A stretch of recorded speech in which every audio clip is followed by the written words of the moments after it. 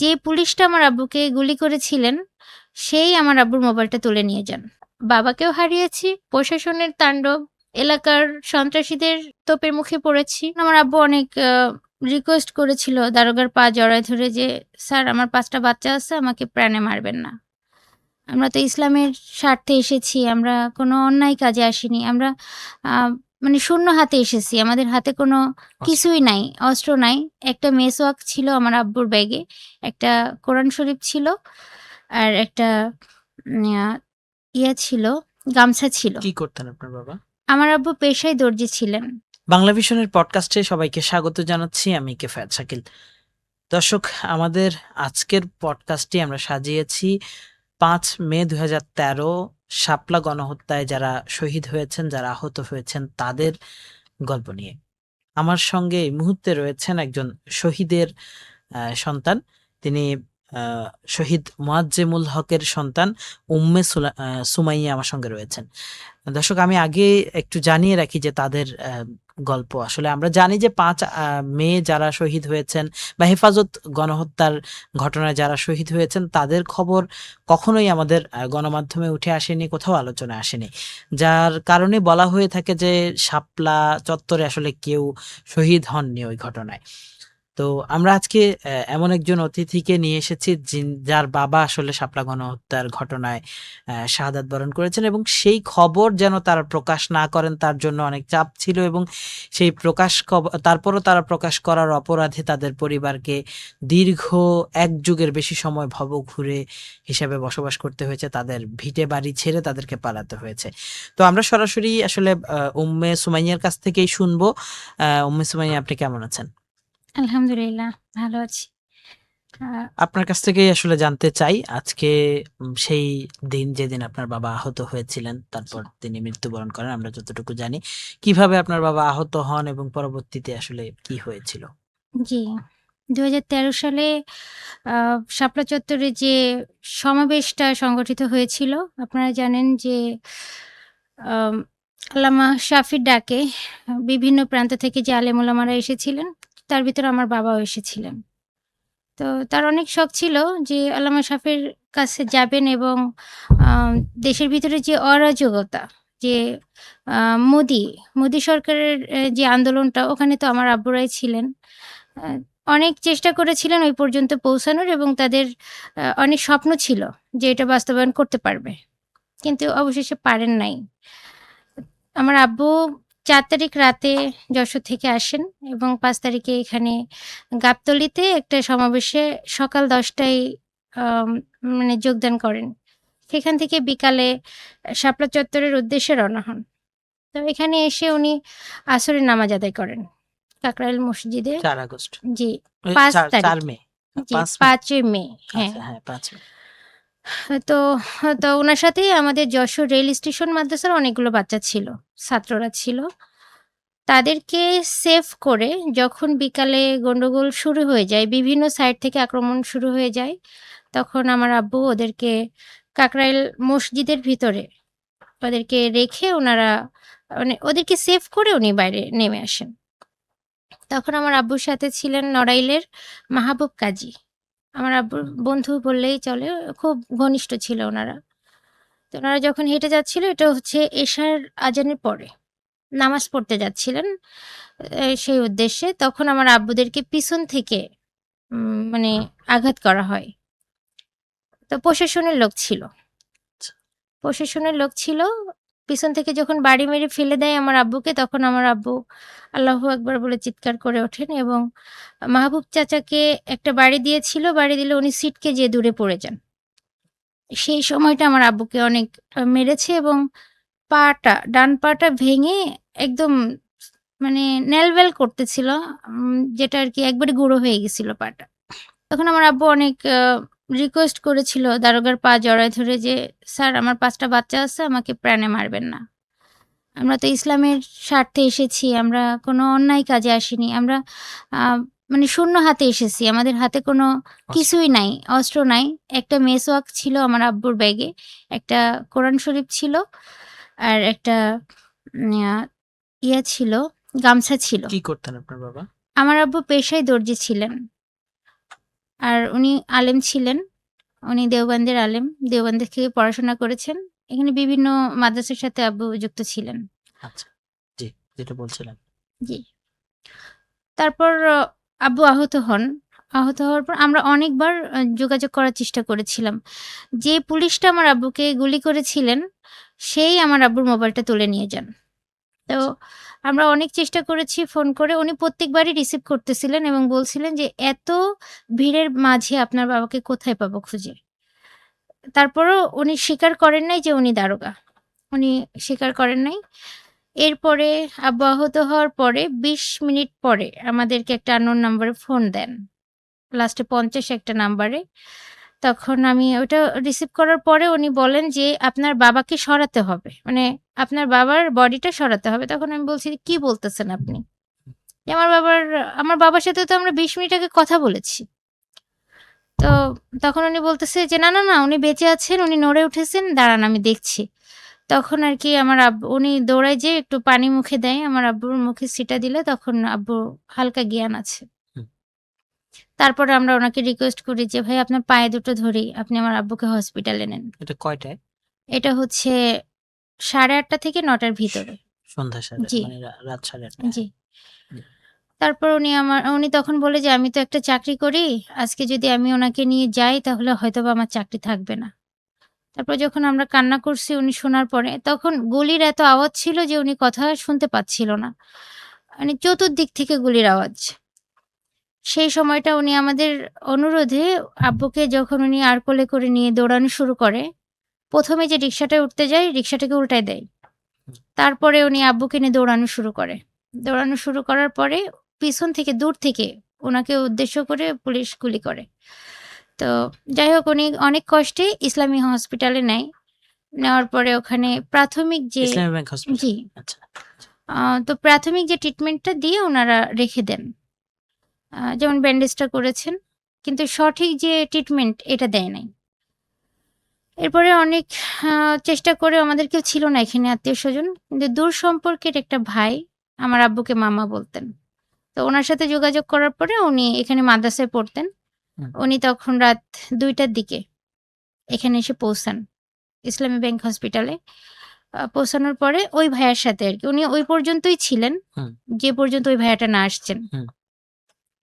তারপরে উনি হচ্ছে বললেন যে উনি দেখলো যে আমার আব্বু ডান হাত দিয়ে মাছি তাড়াচ্ছেন। হুম। তো মৃত বলে রেখে দিয়েছে। আব্বুকে কাঁচের ঘর, ঠান্ডা ঘরে। তখন উনি বলে কি যে, "ডক্টর আমার মামা বেঁচে আছে। আপনারা সেলাইন ধরান।" তখন বলল যে, "না, এখানে যদি উনাকে আমরা জীবিত বলে রাখি তাহলে আপনারা রাখতে পারবেন না। উনাকে নিয়ে যাওয়া হবে। এখন হুম। এখানে সিচুয়েশনটা এমনই। মানে রোগীকে নিয়ে যাওয়া হচ্ছে। আর আপনারা যদি মানে উনাকে বাঁচাতে" অ্যারেস্ট হ্যাঁ, করছে। অ্যারেস্ট করছে। আচ্ছা। যদি সম্ভব হয় মৃত বলে উনাকে অন্য জায়গায় নিয়ে যান, যদি বাঁচাতে চান। হুম। তখন ভাইয়া আমাদের সাথে যোগাযোগ করে। আমি আমি সারারাতই যোগাযোগ করছিলাম সবার সাথে। যে কার কাছে ফোন দিব? কিভাবে কি করব? যখন উনি বলেছে যে উনাকে বাঁচাতে গেলে বাইরে কোথাও নিতে হবে।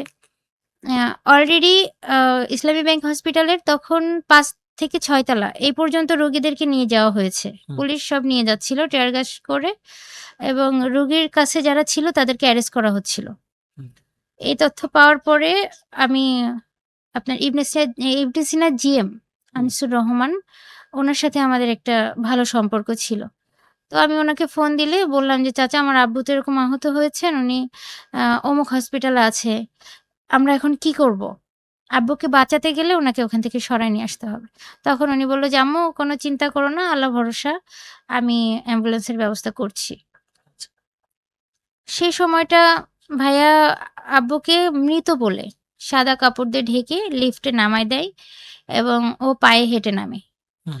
পায়ে হেঁটে নেমে আব্বুকে আরকি ওই ইবনে সিনার একটা অ্যাম্বুলেন্সে করে ইবনে সিনায় নিয়ে আসা হয়। তো ইবনে সিনায় এনে যাবতীয় যত পরীক্ষা-নিরীক্ষা আছে ওগুলো করানো হলো। তারপর বারডেমে গিয়েছিল। ওখান থেকে আপনার জামাতের একটা প্রতিষ্ঠান আল মান্নার হসপিটাল ওখানে তোলা হয় আমার আব্বুকে।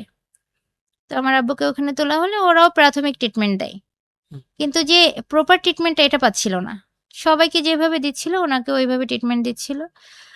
যেহেতু গার্ডিয়ান নেই, সেভাবে ওরা ট্রিটমেন্ট শুরু করে নাই। হুম। আমরা পরের দিন ৬টার সময় এসে পৌঁছাই। তো আমরা আসার সময় সেদিন ছিল অবরোধ। হুম। অনেক কষ্ট করে আমরা ঢাকাতে এসছি। এমনকি আমাদেরকে গাড়িতে নিতেও চায়নি। যখন শুনেছে যে আমার বাবা ঢাকাতে আহত হয়েছে, গাড়িতে আমাদেরকে নেয় নাই। তো কালনাঘাট পার হওয়ার পরে যখন ফেরি ঘাটের কাছে চলে আসে এরকম সময় আ আমাকে সুপারভাইজার ডেকে বলল যে, "৳১৩০০ কি দিতে পারবা? তাহলে তোমাদেরকে নেওয়া সম্ভব।" তখন বললাম যে, "না, আমরা বাসা থেকে একদম শূন্য হাতে বের হইছি। আমরা ৳১,০০০ নিয়ে বের হইছি।" ততক্ষণে ৳২০০ ভাঙা হয়ে গেছে। যশোর থেকে আসছিলাম আমরা। তারপরে উনাদের কি মনে হলো গাড়ি নেমে যাবে। এই সময় বলল কি, "আসো।" তারপরে উনারা নিয়ে নিল এবং উনারা ৳৬০০ ভাড়া নিয়ে আমাদেরকে আর ৳২০০ ফেরত দিল। যাই হোক আমরা গাবতলী এসে পৌঁছালাম ৫:৩০ টায়। হুম। ওখানে এহসান কোম্পানির আ ম্যানেজার গাড়ি মানে পরিবহনের আরকি। উনার সাথে আমার পরিচয় হয় আমার বাবার মাধ্যমে। হুম। উনার সাথে যোগাযোগ করি আমি রাস্তায় আসার সময়। তো উনি যখন আমি গাড়ি থেকে নামি তখন উনি আমার হাতের ভিতরে এক মুঠ টাকা দেয়। দিয়ে বলে যে, "আপনারা আল্লাহর মানে আল্লাহর উপর তাওয়াক্কুল করে চলে যান। আল্লাহ ভরসা। আপনার বাবা একজন আলেম এবং খুব ভালো মানুষ ছিল। অবশ্যই সে একটা ভালো স্থান পাবে আল্লাহর দরবারে। আমরা দোয়া করি।" তো তখন বুঝতেছিলাম না যে কি করব। গাবতলীতে এসে ওই টাকা নিয়েই রওনা হই। হুম। তখন আমার বন্ধু ছিল রাজীব। ও আমাকে ওখান থেকে রিসিভ করে। আমি আর আমার বড় আপু ছিলাম। হুম।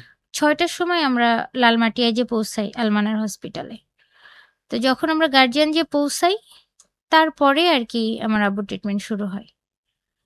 কিন্তু সেই সময়টা দেরি হয়ে গিয়েছিল। তখন আমার আব্বুর ব্লাড প্রয়োজন ছিল। যখন ১ম এই প্রয়োজন ছিল, তখন দেওয়া হয় নাই। তো রাত ৯ টার সময় আমার ২ টা ফ্রেন্ড ওরা ২ ব্যাগ রক্ত দেয়।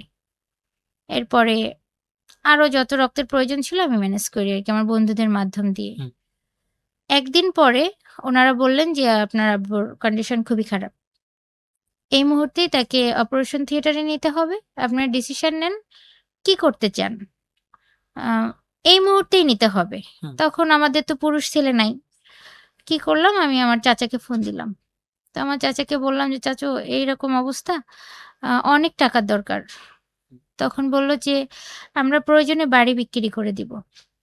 আমাদের যে থাকার বাড়িটা আছে আমরা প্রয়োজনে এটা বিক্রি করে দিব। তোমরা ট্রিটমেন্ট শুরু করতে বলো।" এরকম অবস্থায় একটা আমার ছোট দাদুর ছেলে, উনি ইঞ্জিনিয়ার। উনি খবর পেয়ে আসেন এবং আমার আব্বুর একটা ছাত্র ছিলেন, আব্বু আরবি পড়াতেন ছোটবেলায়। ওই ছাত্রই এখন উনি ব্যারিস্টার। তো উনি আসেন দেখতে খবর পেয়ে। আসার পরে যখন দেখছে সিরিয়াস অবস্থা, আমার আব্বুর অবস্থা খুবই খারাপ। তখন উনি বলে যে, "আপু তোমরা টাকা-পয়সা নিয়ে চিন্তা করো না, ট্রিটমেন্ট শুরু করো।" তারপর ডক্টর দেখল যে অপারেশন করে কোনো ফায়দা হবে না। হুম। উনার ভিতরের অবস্থা খুবই খারাপ। তখন বলল যে লাইফ সাপোর্ট এ নিতে হবে।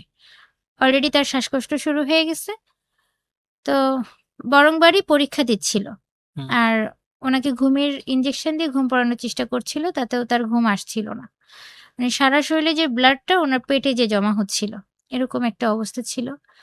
তো আমার আব্বুর বুকের ডান পাশে আরকি গুলি ঠেকাই করা হয়েছিল। ভিতরে যা ছিল সবকিছু অ্যাটাক হয়েছিল।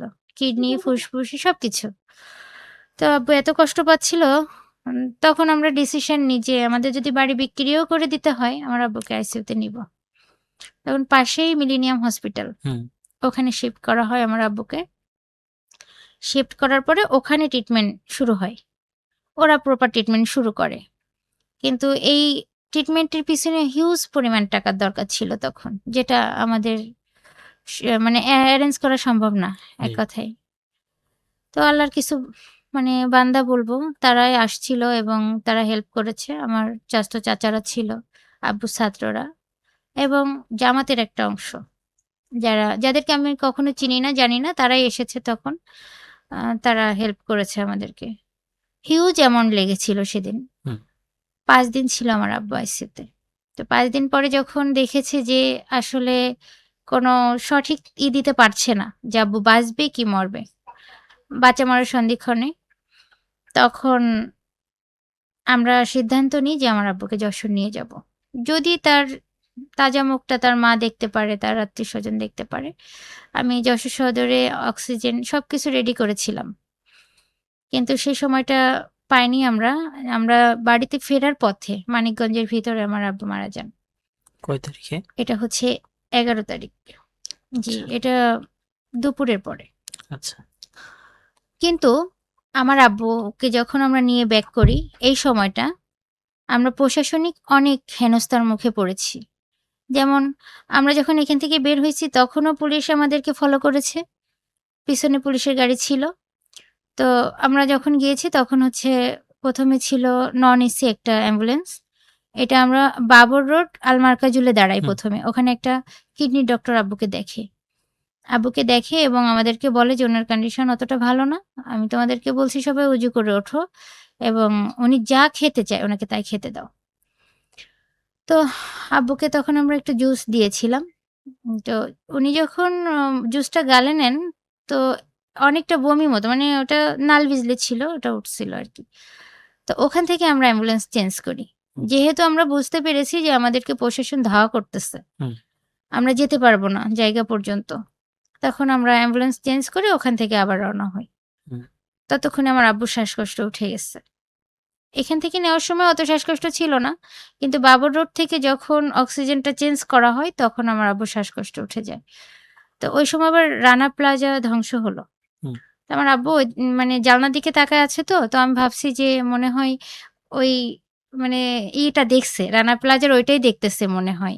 কিন্তু না, ওই সময়টায় আরকি আমার আব্বু যে যখন আব্বুর জানটা বের হয়ে গেছে আমরা কেউ বুঝতেও পারিনি। আচ্ছা। উনার তারপরে গ্রামে নিয়ে কি হলো? বা নেওয়ার পথে? নেওয়ার পথে আমরা যখন বুঝতে পারলাম যে আমাদেরকে ফলো করা হচ্ছে প্রশাসন, আ তখন ড্রাইভার বললেন যে, "আপনারা কেউ কাঁদবেন না। হুম, আপনারা যদি কান্নাকাটি করেন তাহলে আমিও বিপদে পড়ে যাব। না পারবেন লাশ নিয়ে যেতে, আ দেখা যাচ্ছে আমরা সবাই অ্যারেস্ট হয়ে যেতে পারি।" হুম, যাই হোক অনেক কষ্টে আমরা ফেরিঘাট পার হলাম। আ মানে ফেরিঘাট পার হওয়ার পরে ওখানে আমার আরো আত্মীয়স্বজন দাঁড়ায় ছিল, তারাও আমাদের সাথে জয়েন্ট হয়। আমরা যশোরে যাওয়ার আগ মুহূর্তে একটা ঝড় আসে। হুম, প্রচুর ঝড় বৃষ্টি শুরু হয় এবং ওই সময়টা ওই ঝড়ের তাণ্ডবে একটা গাছ ভেঙে ওই গাছের ডাল আমাদের গাড়ির চাকার ভিতরে ঢুকে যায়। ঢুকে গেল তো আমাদের গাড়িটা মানে সোজা যাচ্ছিল আর হয়ে যায় রাস্তার মাঝখানে। তখন ড্রাইভার উনারা নিজেরাই গাড়ি থেকে নেমেছে বলেছে, "আপনারা কেউ নামবেন না।" যেহেতু ওই সময় পুলিশ খুব হুম। করতেছে, ফলো করছে। তখন উনি নেমে গাছের ডাল কেটেছে ওই রাতে। তো গাছের ডাল কেটে নেমে যখন আমরা রওনা হই তখন দেখি যে আশেপাশে আর কোনো পুলিশ নেই। হুম, ঝড়ে সবাই থেমে গেছে। যশোরে ঢোকার আগ মুহূর্তে তখন আমরা ঢুকতে পারছি না নিউ মার্কেট এলাকা থেকে। এত পুলিশ! হুম, মানে রাস্তার দুপাশ দিয়ে শুধু পুলিশ আর পুলিশ। আমাদের ঢোকার মতো অবস্থা নেই। খুব কষ্ট করে বাড়ি পর্যন্ত যাওয়া। মানে যে পথ ৫ মিনিটে যায় সেই পথ ০.৫ ঘন্টারও বেশি লেগেছে। ঘুরে, ঘুরে গেছে। হ্যাঁ, আস্তে, আস্তে গিয়েছি এবং তারা আগে থেকেই সংবাদ পেয়ে আমাদের বাড়ি ঘিরে রেখেছিল। মানে লাশটা নিয়ে যাবে। জি। ওইভাবে তারা দাফন করতে দিবে না। মানে উপর থেকে নির্দেশ আছে। তো ওই সময় আমার মামি হচ্ছে কুষ্টিয়ায় বাড়ি। আমার মামি নীলুফা আক্তার। উনি কয়েকবার হচ্ছে বিএনপির আমলে এমপি ইলেকশন করেছে। হুম। তো আমার মামি তখন এসপি সাহেবের কাছে রিকোয়েস্ট করেছিল যে, "আপনারা আপনাদের কাছে বিগ হাম্বল যে আপনারা লাশটা অন্তত নিবেন না। দাফনটা করতে। দাফনটা করতে দেন। আমরা কোনো অশান্তি করব না। নান্নু ভাই খুব ভালো মানুষ ছিলেন। আমরা চাই না তাকে নিয়ে কিছু হোক।" তারপরেও উনারা সারারাত তো পুলিশ আমাদের বাড়ি ঘিরে রেখেছিল এবং খুব দ্রুত করতে বলছিল। যে আমাদের উপর থেকে চাপ আছে আপনারা খুব দ্রুত করেন। রাত্রে গোসল দেওয়ার পরে আ মানে ডিক্লার দেওয়া হয় ১০ টার সময় জানাজা। জি। কিন্তু উনারা ১০ টা পর্যন্ত ওয়েট করতে দেন নাই। ৭:৩০ টার সময় বলেছে যে দাফন করে দিতে হবে। হুম, দাফন করে দিতে হবে ততক্ষণে তো সবাই জেনে গেছে ১০ টায় জানাজা ঈদগাহে। আব্বুকে ঈদগাহে নিতে দেয় নাই। যশোর এমএম কলেজের মাঠে আরকি জানাজার ব্যবস্থা করা হয়। তো লক্ষ, লক্ষ জনতা হয়েছিল সেখানে। মাইক ব্যবহার করতে দেয় নাই জানাজার সময়। সবাই তাকবীর দিয়ে জানাজা পড়েছে। তো ৮ টার ভিতরে জানাজা কমপ্লিট করে ফেলেছে। মাটি দিয়ে ফেলেছে। মাটি দিয়ে যখন আরকি আব্বুকে জানাজা দিয়ে কমপ্লিট করে রেখে আমার চাচারা বাড়িতে আসে। তখন একটা সাংবাদিক মানে আসে আমাদের বাসায়। তখন আমাদের এমন অবস্থা যে আমাদের মানসিক অবস্থা ভালো সেরকম থাকার ছিল কথা না। না। হ্যাঁ। ছিল না, তারপরেও আমি একটু শক্ত ছিলাম। যেহেতু আমাকেই সব মুভ করতে হইছে। হুম, তো সবাই ছিল আমার ভাই-বোন, আম্মু সবাই ছিল। তখন উনি এসে বলল যে, "আমরা গণমাধ্যম থেকে এসেছি। আমরা কোনো দলীয়ভাবে আসিনি। হুম। শুধুমাত্র আপনাদের মনের আকাঙ্ক্ষাটা শুনতে চাই যে এভাবে যে আপনার বাবাকে আপনারা পেয়েছেন, তো আপনাদের মনের অবস্থাটা কি? কি চান আপনারা সরকারের কাছে?" তখন আমি বলেছিলাম যে, "যে সরকারের আমলে আমার আব্বুকে নৃশংসভাবে হত্যা করা হলো, আমি সেই সরকারের পতন চাই।" এতটুকুই আমার কথা ছিল। বেশি কিছু ছিল না। তারপর থেকে আমি আর কখনো বাসায় থাকতে পারিনি।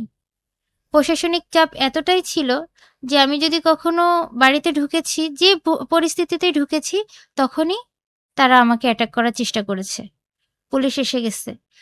আর আমাদেরকে জানানো হয়েছে যে সরকারবাদী কেস হয়েছে আমাদের নামে। যেহেতু আমি সরকারের বিরুদ্ধে এগেইনস্ট এ যে একটা আ মানে দিছি, সাক্ষাৎকার দিয়েছি। কিন্তু এটা সত্যি কি মিথ্যা এটা আমাদের জানা নেই। যেহেতু আমাদের পুরুষ ছেলে কেউ ছিল না, হুম। আমাদের গার্ডিয়ান। আমার চাচা দাদারা খুবই ভীত ছিল। কারা বলতো এই কথাগুলো? এটা হচ্ছে প্রশাসন থেকেই বলা হতো। আর এলাকার ভিতরে যারা উম আমি নাম বলি যে শাহিন চাকলাদারের কিছু ছেলেপেলে ছিল স্যান্ডা-পান্ডা। ওরা হচ্ছে সন্ত্রাস লেভেলের। তো আব্বু মারা যাওয়ার পরদিন থেকে এতভাবে হেনস্থা হয়েছে তাদের থেকে, আ তারা সময় অসময়ে আমাদের উপর অ্যাটাক করেছে, বাড়িতে থাকতে দেয় নাই। মানসিক, শারীরিক সব দিক থেকে বিপর্যয় ঘটাইছে। সময় নিয়ে অসময় নিয়ে এসে টাকা চেয়েছে। দিতে না পারলে মানে জানের হুমকি। তখন আমি বলতে গেলে বড়। বড় বোনটা তো অনেক অসুস্থ। আমাকেই মুভ করতে হতো। তো সময় বিশেষ। বেশি অংশ সময় যে দারোগাগুলো আমাকে ফোর্স করত, যেমন আ যখনই এসপি সাহেব চেঞ্জ হতেন আমাদের যশোর থানার, হুম। তখনই আমাকে বলা হতো যে, "তোমাদের নামে ওয়ারেন্ট হয়ে গেছে। কিছু টাকা জমা দিতে হবে।" তো বিভিন্ন ধরনের সমিতি থেকে আমার আম্মু আমাকে টাকা তুলে দিছে। টাকা তুলে দিছে, আমি সেই টাকাগুলো জমাও দিয়েছি। যেকোনো একজন দারোগার মাধ্যম দিয়েই দিতাম। হুম। সেই সময়টা খুবই কষ্টের ছিল। আর আপনি প্রশাসন বলবেন, প্রশাসন থেকে শুধু টাকাই নেইনি। মানসিক, আমি বলব যে শারীরিক নির্যাতনও বললে ভুল হবে না। যেভাবে হেনস্থা করেছে আমাকে। আ কথা বলার সেই শক্তি ছিল না। কথা বললেই হয়তোবা হাজতবাস হতো আমার। তো আমি বেশি অংশ সময় ঢাকাতেই কাটাতাম। মানে চোর যেভাবে আরকি জীবন করে সেভাবে আমি ঢাকাতেই থাকতাম। ঢাকাতে অনেক চেষ্টা করেছি যে কোনো একটা কর্মে যাব। হুম। কিন্তু যখন শুনেছে যে একটা হেফাজত কর্মীর সন্তান, চাকরিও পাইনি। চাকরিতেও নেয় নাই। এভাবে হেনস্থা থেকে আজকে আপনারা কি মানবাধিকার সংস্থার কাছে তখনই গিয়েছেন না পরে গিয়েছেন? মানবাধিকারের কাছে আমরা কখনো যাইনি। মানে আচ্ছা। আমাকে ডেকেছে, কে কোথা থেকে ডেকেছে আমি ওভাবেও জানতাম না। আ যখন যে বলেছে আমি গেছি। কিন্তু মানবাধিকার সম্ভবত দেশ এই যে ২৪ এর পরে হয়তোবা আমাদের সাথে কনট্যাক্ট করেছে। এর আগে সেভাবে কেউ আসে নাই। মানে আপনারা বিচার চাইতে কারো কাছে যেতেও না, পারেন যেতে নাই। পারিনি। যেতে পারিনি। আমাদের বাড়িতে কেউ পুরুষ ছেলে আসলে তাদের উপর হামলা করা হতো। আমাদের কেউ খোঁজ নিতে আসলে তাদেরকে রাস্তা থেকে মারধর করে তাড়ায় দেওয়া হতো। মহিলা মানুষ আসতেন চোরের মতো বোরকা পরে পালায়ে আসতেন আমার আম্মুর খোঁজ নিতে। তো বিগত ৬ বছর আমার আম্মু নানান চিন্তা, খাবার কষ্ট, বাচ্চাদের টেনশন এগুলো করতে, করতে আমার আম্মু একসময় অসুস্থ হয়ে আপনাদের পড়েন। পরিবার কিভাবে চলতো আপনার বাবার মৃত্যুর পর? আমার আব্বু মারা যাওয়ার পর থেকে আ আপনার জামাতের একটা প্রতিষ্ঠান আমার ২ ভাইয়ের দায়িত্ব নেন। যেমন আল হেলাল ট্রাস্ট, ওটা হচ্ছে আমিনিয়া মাদ্রাসায়ও পড়ে আর ওখানেও থাকতো হোস্টেলে আমার ভাই। আপনার বাবা কি জামাতের রাজনীতির না, সঙ্গে যুক্ত ছিলেন? না ছিল না। কিন্তু আব্বু মারা যাওয়ার পরে তারা আমাদের খোঁজ নিয়েছেন। আমার আব্বু নির্দলীয় ছিল। কোন দলের সাথে সে চলাফেরা করত না। তো ওই আমার ২ ভাইকে ওরা দায়িত্ব নেয়। সেখান থেকে ওরা মাঝে, মাঝে আমার আম্মুর কিছু ওষুধের টাকা, কিছু বাজার খরচ এটা ওরা খেয়াল করত। কিন্তু তাদের বলা ছিল যে আমাদের নামটা বলবেন না। কারণ তারাও তো খুব বিপদগ্রস্ত ছিল। তো আমি আগে কখনো তাদের নামটা সামনে আনিনি। আজ ১ম বললাম। কারণ হচ্ছে তারা আমাদের পাশে ছিল। সবসময় ছিল। এখনো আছে, হয়তোবা ফিন্যান্সিয়াল হেল্প না করতে পারলেও মানসিক যে উপকার, আমাদেরকে হেল্প করা, বুদ্ধি দেওয়া যে এখানে যাও, এটা করো, ওটা করো, এটা করে। আপনারা 5 আগস্টের পরে কি বিচার চাইতে গিয়েছেন? বিচার আমি চাইতে চেয়েছিলাম, মানে আমি কেস করতে চাইছিলাম। কিন্তু সেটা আমার করা লাগেনি। যেহেতু শাপলা স্মৃতি সংসদ এরা একটা নিচ্ছে, পদক্ষেপ নিয়েছে, এজন্য আমার যাওয়া লাগেনি। আর সম্ভবত ট্রাইব্যুনাল থেকে লোক গিয়েছিল আমাদের ওখানে। এটা হচ্ছে জিটিভি নিউজে যখন আমি সাক্ষাৎকার দিই তারপরে। এটা হয়তোবা তাদের দৃষ্টিতে আসে। আসার পরে আমি এর আগে কোনো মানে সংবাদ ইসে যাইনি। কারণ হচ্ছে যেভাবে আমি হেনস্থার শিকার হয়েছি, হয়তোবা আমাকে মেরে ফেলত। হুম। এরকম একটা প্ল্যান ছিল। আ তখন দ্বিতীয়ত আপনার বয়স কত ছিল? আমি ইন্টারমিডিয়েট শেষ করার পরে আমার আব্বু মারা গেলেন। আচ্ছা। আমি ডিগ্রিতে ভর্তি হলাম। তারপর থেকেই এই যন্ত্রণাগুলো ভোগ করেছি। আর আজ আম্মু তো ৬ বছর ধরে অসুস্থ। অসুস্থ হওয়ার পরে আমাদের ভিটা-বাটি সব চলে গেছে। এক কথায় আমরা এখন নিঃস্ব। নিঃস্ব পরিস্থিতির ভিতর দিয়ে দিন যাচ্ছে। তার ভিতরে আমার বড় আপু অনেক অসুস্থ। আমার বড় দুলাভাইও মারা গেছেন এই রিসেন্ট ২৫ এ। মানে আমাদের এখন ইনকাম সোর্স এর কেউ নেই। আপনার মা বেঁচে আছেন? আমার আম্মু মারা গেছে সেপ্টেম্বরের ৯ তারিখে ২৫ এ। 25। জি, উনি চিকিৎসাধীন ছিলেন। উনার হার্ট ব্লক হয়ে গেছিল। তো এটা শাপলা স্মৃতি সংসদের এরাই হচ্ছে ট্রিটমেন্টটা করিয়েছিলেন হৃদরোগে। অনেক চেষ্টা করেছে আমার আম্মুকে টিকায় রাখার জন্য। কিন্তু যখন দরকার ছিল তখন তো আসলে সঠিক ট্রিটমেন্ট পাইনি। এই কারণে আর অনেক চেষ্টা করেছি আমি। আমি মানুষের দ্বারে গেছি। আমার যে আত্মীয়স্বজন আছে তাদের কাছে চাইলে তারা কখনো হেল্প করে নাই। হেল্প করে নাই। একটা সময় আমি এমনও পরিস্থিতি আসছে যে ভিক্ষা যাকে বলে, ঠিক এমন যে আমার আম্মুর জন্য আমি প্রয়োজনে ভিক্ষা করব। তো এভাবেই আমি বিভিন্ন মানুষের দ্বারে গেছি টাকার জন্য, আমার আম্মুকে সুস্থ করার জন্য। তো আমার আম্মু ৪ বার স্ট্রোক করেছে। তো ৪ বারে আমার পরিবারের যা ছিল সব নিঃস্ব হয়ে গেছে। আর কিছু ধরে রাখতে পারিনি। আ যেমন সম্পত্তি চলে গেছে অর্ধেক। তারপরে বাড়িতে যা ছিল বেচার মতো সবই বেচে দিয়েছি। এর ভিতরে যে আমি একা যে সাফার করেছি না, আমার পুরো পরিবার। জি, আমার বোনরা তারাও বাজার ঘাটে যেতে পারে নাই। সময় মতো এসব পড়ালেখাটা। কারণ আপনার মাকে মানসিকভাবে স্ট্রেস। হ্যাঁ, আমার আম্মু মানসিকভাবে হেনস্থার শিকার ছিল। আমরা যখন বাড়িতে না থাকতাম আমার আম্মুর উপর টর্চারিং চলত। এভাবেই আমার আম্মু অসুস্থ হয়ে পড়ে। তারপর আম্মু মারা গেছে। হয়তোবা আজকের দিনে আমার আম্মু বেঁচে থাকলে অনেক খুশি হতেন। কিন্তু সেই দিনটা আমার আম্মু পেলেন না। কেন? মানে খুশি হবেন কেন? যে সরকারিভাবে যে উদ্যোগটা নেওয়া হইছে, বিচারের যে উদ্যোগ। বিচারের উদ্যোগটা নেওয়া হইছে, বিচার পাই আর না পাই। কিন্তু উনি যদি দেখতেন যে না, দেশের এই পরিস্থিতিতে আসছে এখন। মানে এর আগে তো বলতেই পারেননি যে আমার জি, স্বামী মারা গিয়েছে। এখন মুখ অন্তত খুলে আবার কথা বলার সেখান সেই। থেকে বিচারের একটা পর্যায়ে জি, এসেছে জি, এইজন্য। এটাই। আপনার আসলে আজকে ৫ মে আবারও এসেছে। আপনার দাবি কি এই মুহূর্তে? আপনারা কি চান? আসলে বিগত যে একটা। মানে আপনি তো তখন বলেছেন যে আপনি ফ্যাসিস্ট সরকারের কাছে বিচার চান না। জি, তো এখন তো সেই সরকার নাই। জি।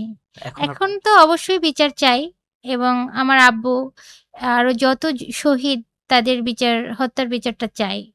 অন্তত আ ফাঁসি নাই হোক, কিন্তু বিচারটা আমরা চাই। হেফাজতে ইসলাম, যে হেফাজতে ইসলামের ডাকে আপনার বাবা এসেছে, তাদের কোনো তৎপরতা ছিল আপনাদের ব্যাপারে? আমি দেখিনি। আ মানে হেফাজতের ব্যানারে আমাদের বাড়িতে সেরকম কেউ কখনো আসেনি। তবে আমার আব্বু মারা যাওয়ার পরের ২ বছর হাফেজি সংগঠন, একটা সংগঠন আছে। এটা হচ্ছে ছাত্ররা মিলে যেতেন এবং শবে বরাতের আগে যেয়ে আমার আম্মুকে কিছু বাজার দিয়ে আসতেন এবং কিছু হাদিয়াও দিয়ে এসে। এটা হচ্ছে আমার আম্মু, মানে আব্বু মারা যাওয়ার ২ টা বছর পর। এটাই। আর তাছাড়া আমাদের যশোরের, মানে আব্বু যেখান থেকে আসছে, হুম। সেখান থেকে আমি ব্যক্তিগতভাবে কারোর সহযোগিতা এখনো পাইনি। ৫ আগস্টের পরও কি তারা যোগাযোগ করেছে? না, হেফাজতরা সহযোগিতা করে নাই। প্লাস যোগাযোগ মানে যোগাযোগ করে নাই আমাদের সাথে। আ অথচ কিছু গণমাধ্যমে আমি দেখেছি যে তারা নাকি আমাদেরকে লক্ষ টাকা দিয়ে সহযোগিতা করেছে। এটা বলেছে। এটা হচ্ছে যশোর দরাটানা মাদ্রাসার নাসিরুল্লাহ হুজুর।